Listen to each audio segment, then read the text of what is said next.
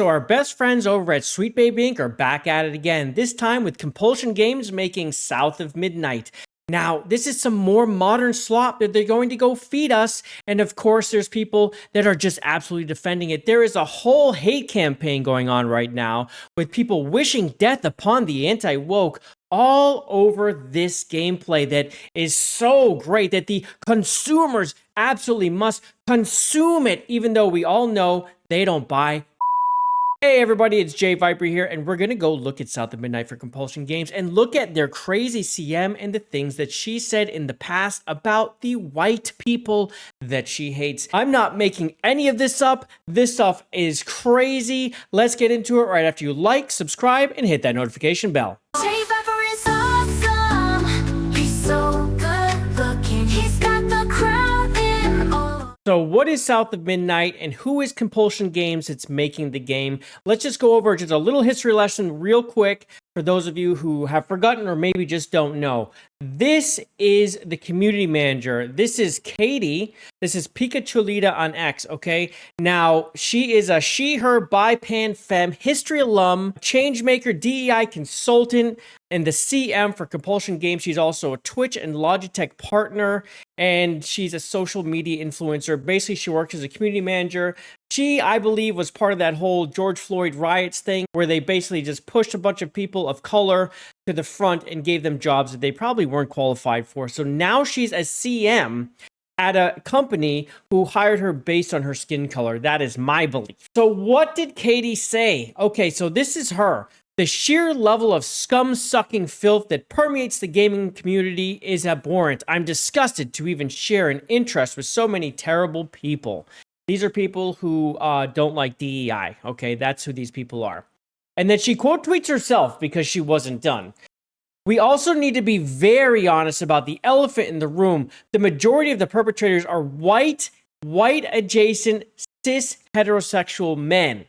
I gotta ask, what the fuck is wrong with y'all? I mean, this is the person that is a CM who basically just hates white person. This is a racist. When she looks at you, she sees color. That's what she sees. And Kyle posted this as well from the CM. She posted, honestly, I hate gamers. So this is a community manager who hates gamers as recently as less than a year ago. I wonder if she's changed her mind. I doubt it. So that's who's working over there. But it doesn't end there, okay? Also from Kyle is this. Compulsion and Sweet Baby Inc. proudly proclaim the prioritization of the mythical modern audience. This is Compulsion Games listed on Sweet Baby Inc.'s website from before they scrubbed their website. This is South of Midnight, which Compulsion Games is working on. Another thing that you may or may not know is that this person right here, Hazel, the main protagonist of South of Midnight, was originally white. This is someone who lived in Louisiana, was a white person. Sweet Baby Inc. gets involved, race swapped her to a black person, and thus we start having our issues where it's all about race. And the racists are controlling the narrative over there at Compulsion Games because Sweet Baby Inc. is involved. So why am I talking about all this? Well, recently, South of Midnight posted this clip right here, but when Smash JT looked, he found out that they proactively blocked him. Compulsion Games has blocked you. Now, they haven't gotten to me yet. We'll see if they get around to it. But that is ridiculous. And he also posted that people making games like this are the opposite of talented and get angry at you when you tell the truth. South of Midnight, Sweet Baby Inc. Remember this. These two are tightly involved with each other. They're both in Montreal.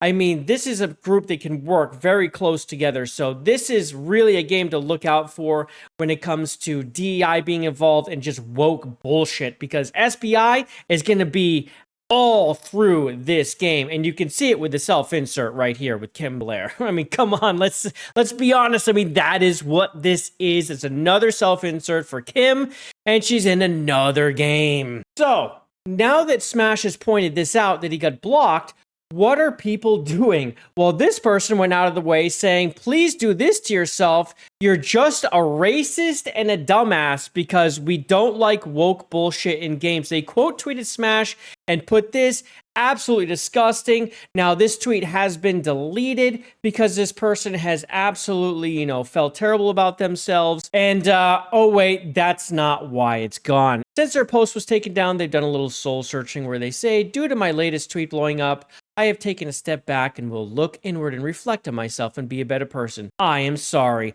Lamau. So, I mean, this is just a disgusting person. Another actually really, truly disgusting person on the internet.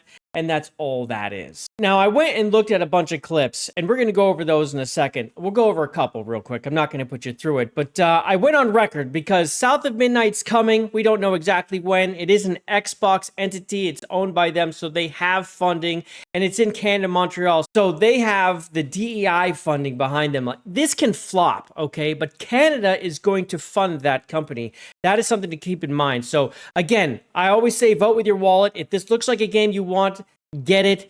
I'm not going to get it. I'm going to vote with my wallet. But then again, it'll probably be on Game Pass. So I might be able to lolcow this game on a stream sometime. We'll see. I think it's important to at least say where you stand on games when it's very clear if you are or are not going to stand with one.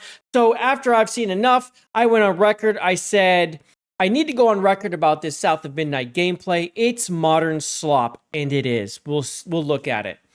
People are trying to defend it like it's Crash Bandicoot and Mario, by the way. I mean, people are saying they're comparing it to Astrobot because there's jumping physics in it. It's ridiculous. Stop embarrassing yourselves. The devs chose this footage to show us this. They think it's good. It's non-binary. And that's the thing, right? People love to harp on the fact that, well, how can you make up your mind based on a clip? This is the clip that the developers have chosen to show me and you and the audience. If the audience doesn't like it, if I don't like it, I'm going to say that. If I like it, I'm going to say that. To be completely clear, when South of Midnight was first announced, it was basically just a trailer. It looked like it might be something worth looking at. I was wondering what was going on with all the animation in it. I thought it was just a video style, but it's actually a game style, which really has me pushing back on it. I don't like the stop motion, and we'll get into that right now. So this is the clip in question right here. Now, this is just showing off a little bit of traversal, but to me, the sound effects I don't like, but it's stiff, slow plotting movement from Hazel. Right, and it also has fake physics, and you can see a little bit of the stop motion issue right there with that bird taking off. But this is mostly just time wasting in between fights. This is a long corridor. This is not useful in a game other than just to add time wasting, something to do while you're not fighting. It's ridiculous. I mean, you don't need it at all in most games. And so when I'm talking about fake physics, keep an eye on the cloth right now. Did you see that?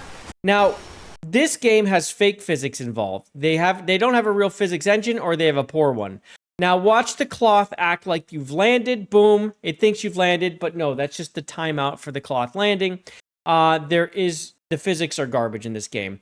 And then when you see this bird take off, you see it lag away. It's like skipping. That's not poor animation. That is the stop motion that they put into the game. So let's actually take a look at the comments and see what people are saying. Now, it's got 2,500 likes right now, which is pretty good. But Compulsion Games has been around a while. It has a following, but has 283 replies. So let's see what people are saying about it. Now, we have me, which is, what's with the stiff walking animations, weird cloth physics? Is everything this linear too? That's a good question. I do believe it is. It's not very open world, which, whatever. I don't really care about that as long as it's done well. But it looks like, again, like I was saying, you got down that linear path. Just jumping over sticks that are just there to just waste your time. That's not a good linear experience to me. People are trying to say Elden Ring. You roll, fight. Elden Ring, you have builds, you have armor, you have weapons. Like, people are absolutely embarrassing themselves trying to compare this to great games with real good experience. When you look at that platformer right here, what we see in this basic, boring, modern garbage slop, okay? That's all it is. Please. People are embarrassing. Anyway, the area looks nice enough apart from the water splashes, but what the fuck is with the mid-movement? So true.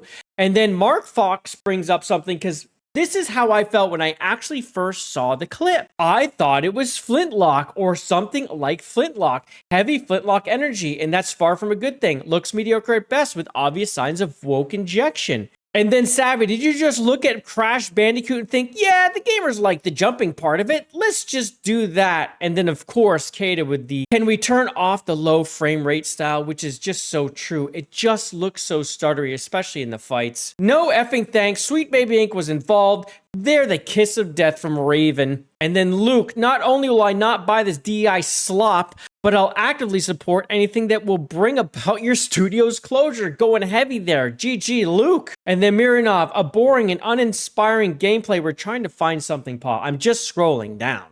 Mr. L, no thanks, I'm good. Mario Odyssey has better platforming and overall mechanics than this.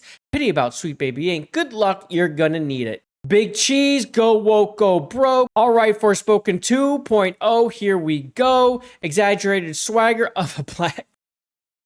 What is going on?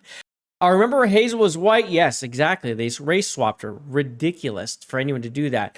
The world building and art in this game look insane. Definitely looking forward to playing whenever it becomes available. We found a positive reply. Non-binary looks like Bandicoot clone.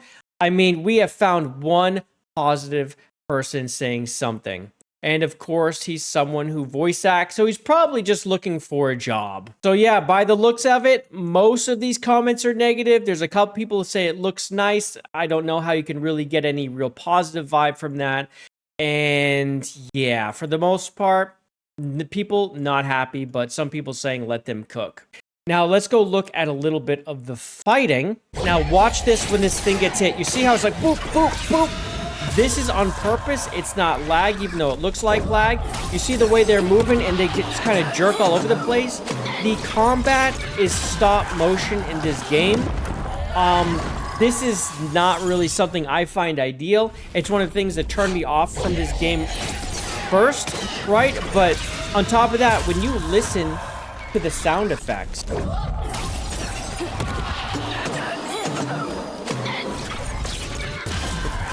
they're awful. It sounds like you're beating a drum. Now, I guess the game has something to do with like the more you do, the more you hear the music of your past or something. But I'm sorry, that just falls flat to me. Now, overall, I think the graphical style of the actual game is kind of neat. But really, my interest in the game ends right there, because when you see the people who work on the game, you see the CM, you see SBIs involved, you know exactly what you're getting. And like I said in my post, this game is non-binary. If for some reason you're just going to get it through Game Pass and you want to hit it up, that's what I'm going to do, if I do at all, but it's probably going to be for just one little lolcow playthrough, let's be honest, because the game itself looks actually not good. The fighting style, not interesting, and just a big no thanks. And the people who are involved with the game, we got SBI, we have Compulsion Games and Xbox, we had that CM who for some reason still works at Compulsion Games. I mean, come on, please. We see the type of people that are involved, and I want nothing to do with monetarily supporting those people. So this will not be a game that I will have in hand or I will own in any way, shape, or form outside of possibly having it with Game Pass. He's owning every game.